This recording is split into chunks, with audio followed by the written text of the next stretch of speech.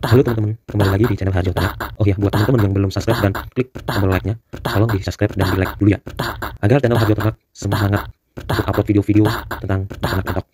Saya hitung sampai 3. Ciro, lu, yo. Sep sep sep sep sep sep sep sep sep sep sep sep sep sep sep sep sep. Nah teman, sudah diklik tombol subscribe-nya? Kalau sudah, saya ucapkan matur sembah nuwun. Cus, langsung. Oke teman-teman, kembali lagi di Harjo Ternak ya. Di sini saya mau ngasih tahu ke teman-teman persiapan untuk entok-entok bertelur ya. Yang pertama itu tetap kita tuh sediain pekarangan, tarangan kayak gini ya, tuh seperti itu. Habis itu kalau entok baru itu biasanya itu adaptasi dulu teman-teman, adaptasi di lingkungan sekitar, nggak langsung semata-mata langsung nelor ya. Ya ada juga yang langsung nelor, itu juga ada, tapi nggak kebanyakan nelor langsung.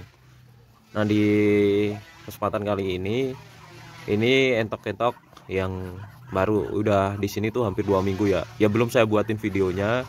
Terus saya lama nggak upload video itu gara-gara bersih-bersih kebun teman-teman. Ya buat pagar, terus buat sekat-sekatan seperti ini, terus bersihin, buat persiapan untuk buat bertelur ya. Teman-teman pertama-tama tuh siapin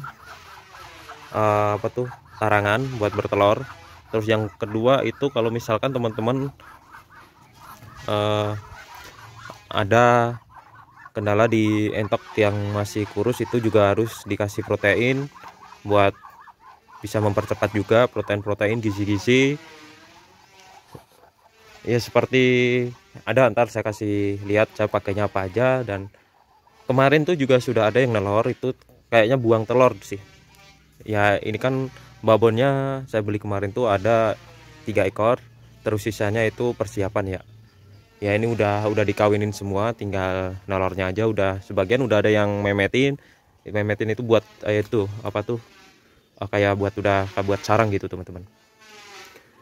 Dan di sini tuh saya juga ini apa tuh nggak cepat buru-buru harus nelor ya, soalnya kan kemarin tuh habis perbaikan kandang yang nggak sebagus-bagus amat, yang penting fungsionalnya aja. Terus untuk apa tuh berteduhnya juga belum saya buat. Nah di sini tuh gara-gara saya buatin kandang terus saya pindahin. Kemarin kan saya liarin, saya umbar. Nah ya, terus saya masukin ke kandang yang udah sekatan ini. Itu adaptasi lagi teman-teman, soalnya kan habis dioprek terus dipindahin, terus dipisah-pisahin, itu tetap stres. Nah makanya tetap dikasih ketenangan dulu buat entok-entok. Habis itu dikasih protein, kasih tarangan buat mancing agar dia buat sarangan buat telur kayak gini ya.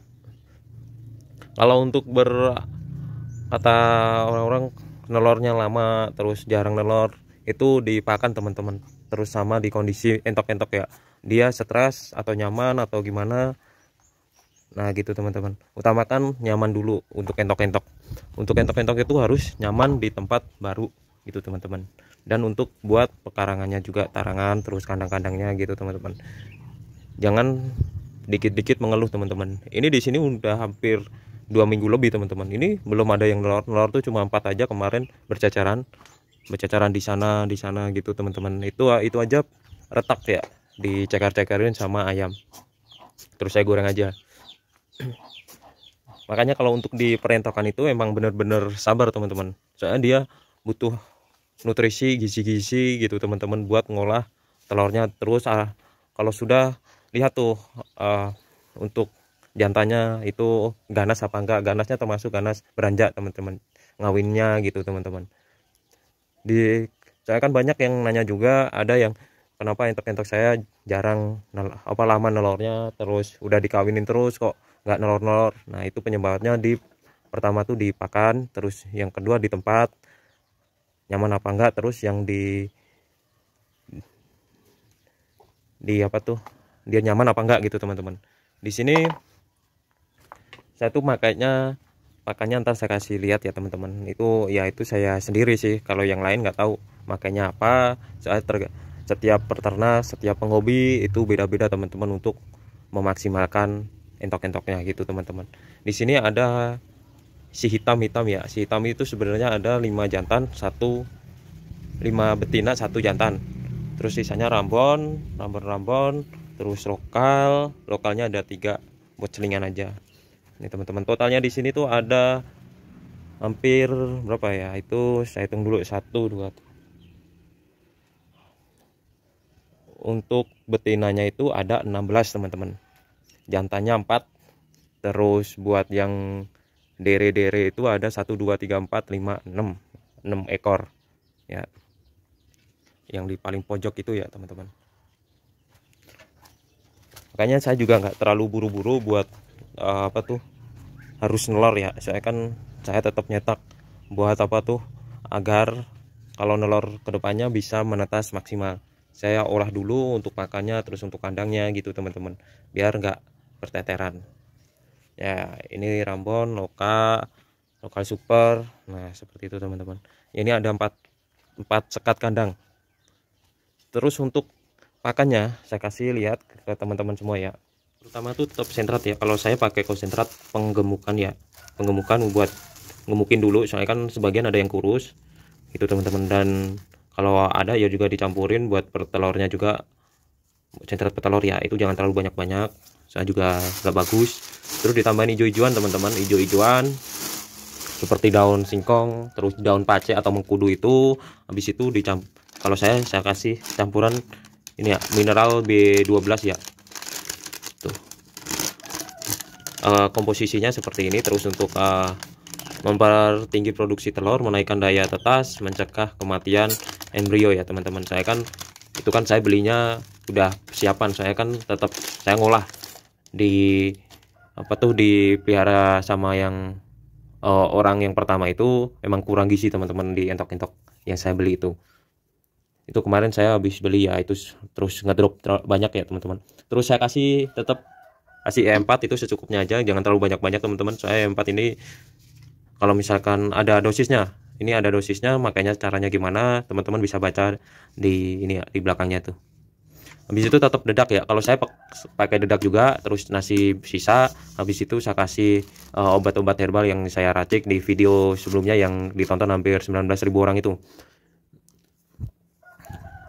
Begitu teman-teman.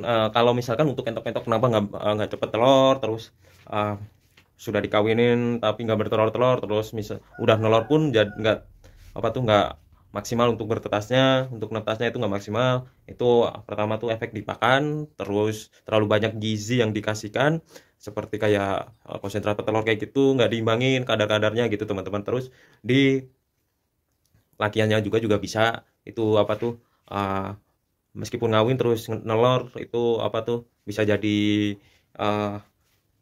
menetas apa enggak, itu lakiannya juga bisa untuk jantannya teman-teman. Makanya jangan selalu untuk mutusin susah nih melihara entok gitu teman-teman, terus pakannya banyak.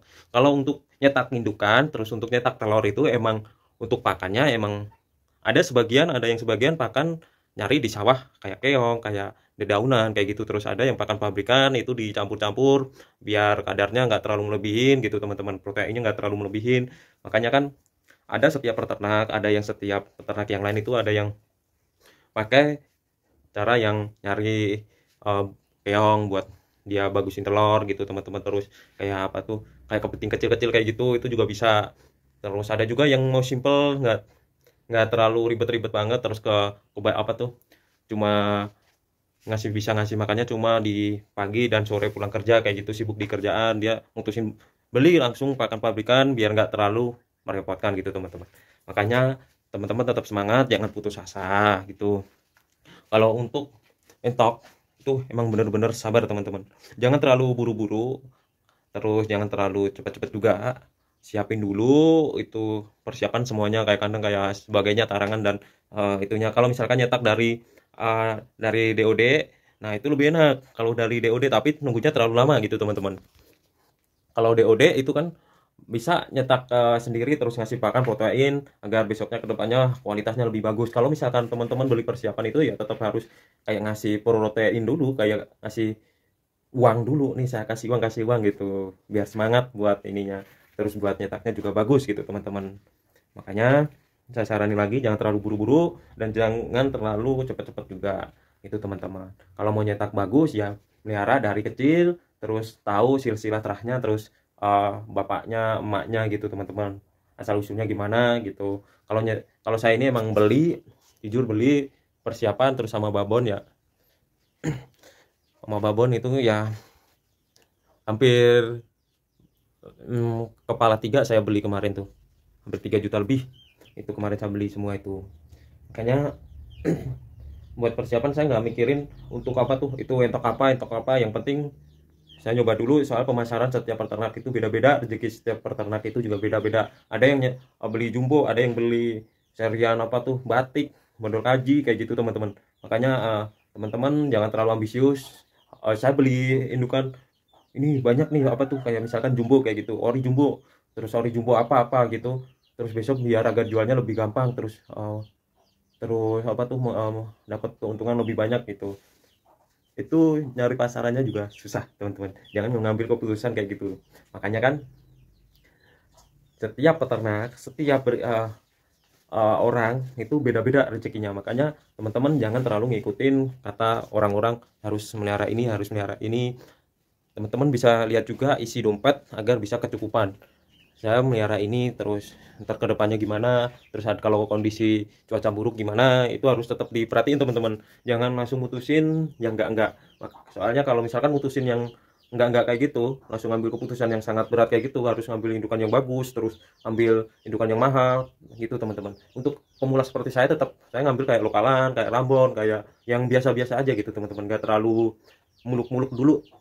Besok ada best stepnya kalau tetap. Kalau misalkan teman-teman sudah tahu segalanya untuk dunia perentokan, itu pasti ntar ada kenaikannya. Itu tetap satu per satu teman-teman. Pertama melihara entok